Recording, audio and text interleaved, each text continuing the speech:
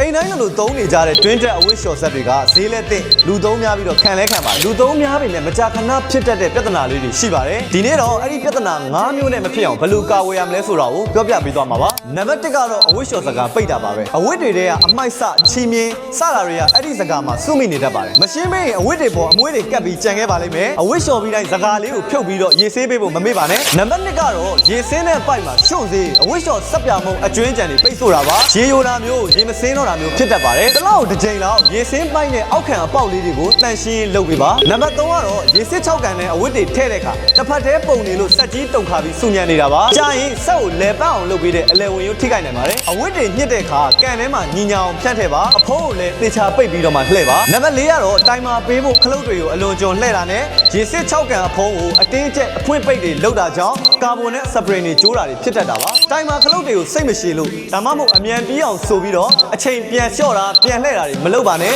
လိုအပ်တဲ့အချိန်အတိုင်းတာညင်သာစွာချိန်ပါနံပါတ်5ကတော့ရေချိုးခန်းထဲမှာထားတတ်ကြလို့ရေဆိုပြီးအောက်ခြေကိုတဲ့တန်ကြီးတက်တာပါစက်ကိုရေနဲ့ဓာတ်ရိုက်မစေးပဲဆွတ်တဲ့အဝတ်နဲ့တုပ်ပေးပါ၆သွေးတဲ့နေရာမှာထားပေးဖို့အကြံပြုချင်ပါတယ်ဆိုတော့ဒီအချက်လေးတွေကိုကိုက်ညီအောင်ယူဆိုင်ပြီးသုံးမယ်ဆိုရင်တော့လူကြီးမင်းတို့ရဲ့အဝတ်လျှော်ဇက်ဟာနှစ်ရှည်လများကြာရှည်ခံပြီးတော့အကောင်းဆုံးသုံးဆွဲနိုင်မှာဖြစ်ပါတယ်ဒီဗီဒီယိုလေးကိုကြိုက်နေတဲ့ဆိုရင် like and share လေးလုပ်ပေးဖို့မမေ့ပါနဲ့ခင်ဗျာသိချင်တာလေးတွေထပ်မံရှိတယ်ဆိုရင်တော့ comment မှာမေးသွားလို့ရပါတယ်ဗီဒီယိုလေးကိုအဆုံးထိကြည့်ရှုပေးတဲ့အတွက်ကျေးဇူးအများကြီးတင်ရှိပါတယ်ကျွန်တော်ကတော့ကိုဖုံးပါနောက်ဗီဒီယိုမှာပြန်ဆုံပါမယ်